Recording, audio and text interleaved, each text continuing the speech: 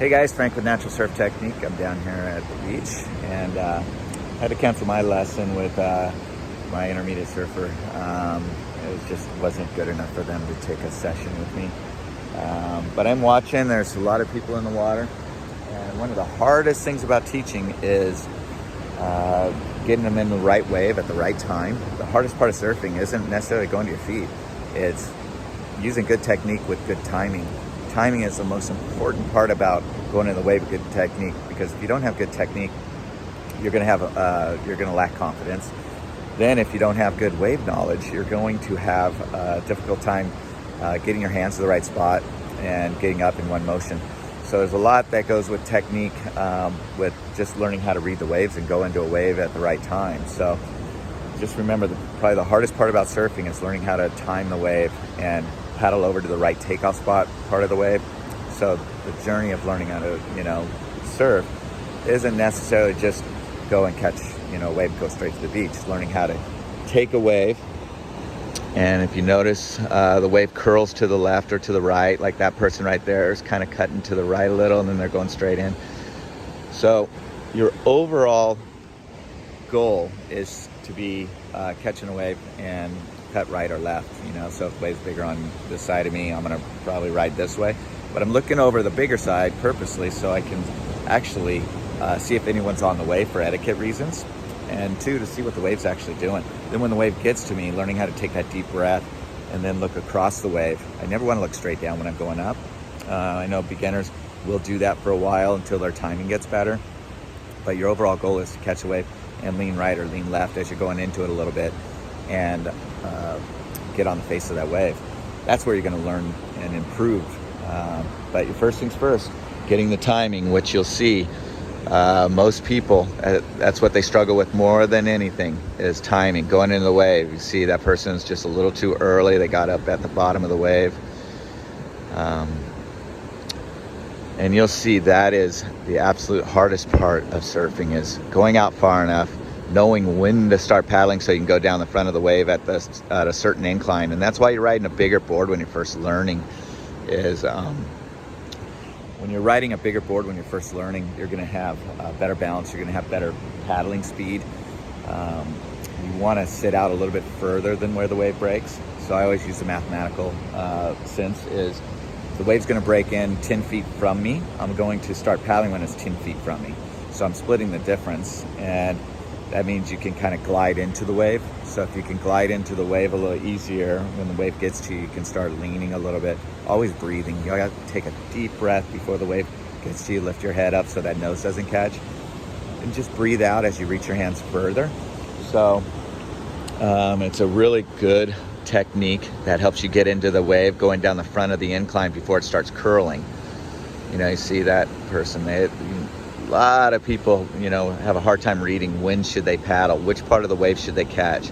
See that wave's curling off to the right, so you want to take off next to the curl and then start leaning in the direction you want to ride. So just a lot of technique stuff that goes with surfing. I mean, every day the waves are different and tides are different, swell directions are different. So notice that today a lot of people are drifting from this direction to this direction because there's a wind swell coming in from the northwest. So you have to know where you're paddling out. You have to know where the groups of people are. You're trying to avoid, when you're first learning, you don't want to be in a crowd. So always pay attention to the current before you paddle out, and especially at a beach break, because you can drift pretty fast. During this, usually in the summer with south swells, we drift from the south toward the north. So you always got to keep that in your mind. Plus, always know, is the tide going up or is the tide going down? These are all little information things that are really important when you're first learning. Having a sense of the ocean. So today the tide's going up. Swell direction's out of the northwest. So I know the current's going from north to south. I know the tide's going up, so the wave should improve shape-wise with a little bit higher tide. So right now it's kind of steep and fast. It's small, so it's okay for beginners, but a lot of times it's not this small, and it's a little difficult to time the wave. But that's, the most important part is learning how to time that wave. See, these people have a hard time reading. Like that person got in the wave early enough, and now they're cutting. Next person behind, they got into the wave a little bit too late. If you're looking down there, you can see this person, they get in. Now they didn't commit enough to get down that wave. Next person's up and cutting toward us. Those people are taking off way too late, so the nose is going to go under. Yeah. And as you can see, there's a lot of different stuff with surfing. That's the fun part about teaching. And when you're a coach, really the fun part is you're like a doctor. It's like you're fixing people's problems, or you're teaching them how to do something, but you want to teach with good techniques. You know, people take lessons to learn good techniques, good timing. So if you're paying money, you want to get what you pay for, definitely. So unfortunately, it's not a lot of coaches and teachers out there that have a lot of, skill levels as far as taking money from people, from what I've seen. But always fun to learn. But these are conditions. See, that person just got a little bit behind. This person took off not so bad.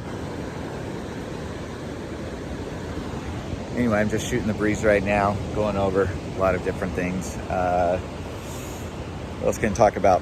The importance of staying down the middle of the board. That's why I teach the slide-up technique. I know all the different ways of teaching, and sometimes I have to adjust the slide-up technique because someone might not be in as good a shape to be able to use the slide-up technique right away until they build their upper body strength and flexibility. But for the most part, it's worked really, really wonderful. I've had a lot of great compliments on it online from people. But the slide-up technique just keeps the focus of your knees and feet down the middle of the board. Get your hands even with the heel of your palm, like close to the middle of the board. So when you lift up, you're trying to keep yourself from twisting right away. You want to pull forward first, knees, feet down the middle. Just think of it like a screw going in, a piece of wood or metal. And the straighter down it goes and twists, the better balance you're going to have because you come up down the middle of the board. So that's why I use that technique, because it really helps people get down the middle of the board.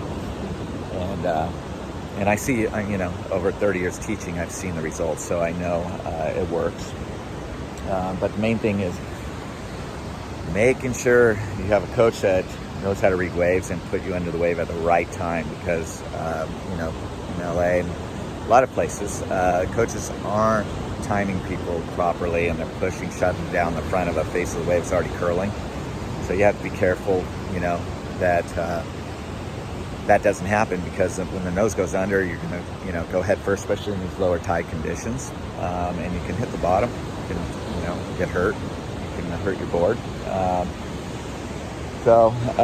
Anyway, like I said, just shooting the breeze here, and just, trying to educate people a little bit. Well, I'm not in the water and I'm just sitting up here. Makes it fun to give some information to people. See that person, they should be going toward the left.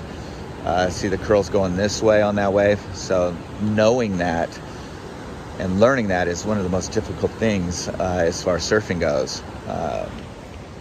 First things first is learning timing. When do I start paddling? The next thing is the wave going to curl to the right or to the left? And I always imagine a line out to the horizon, and the wave's going to be bigger on the left side or the right side of that line.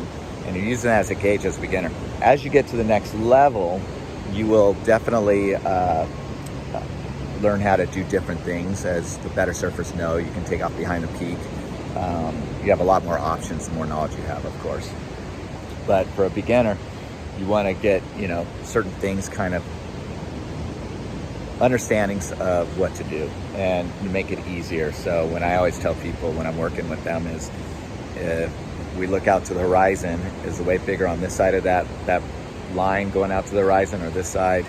And then when you turn, you're focused over the bigger side. So you learn how to, watch and read the bigger side for two reasons. One, etiquette. Make sure you don't drop in down in front of someone.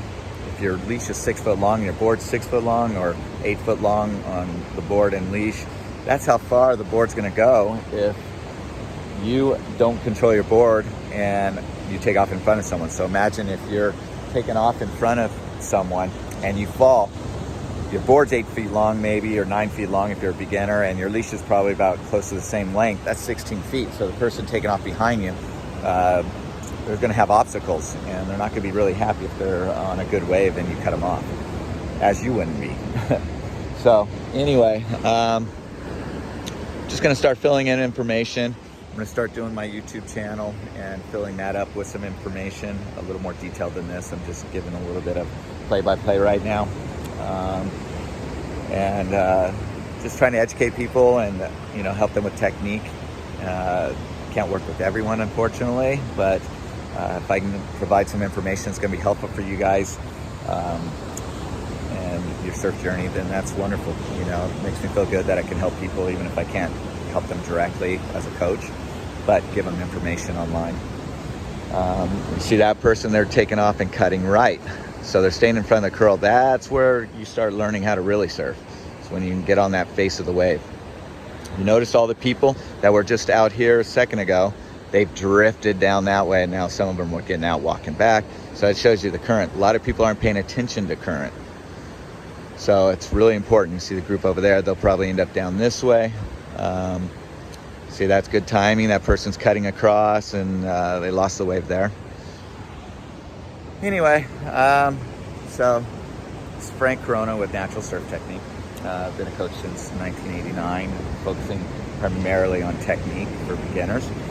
There's a lot of information out there, and a lot of good coaches, a lot of good techniques, different than mine, but still, they work great. And just want to make sure, if you're paying for private lessons, getting coaching, you want to make sure you're getting your money's worth. So that's it.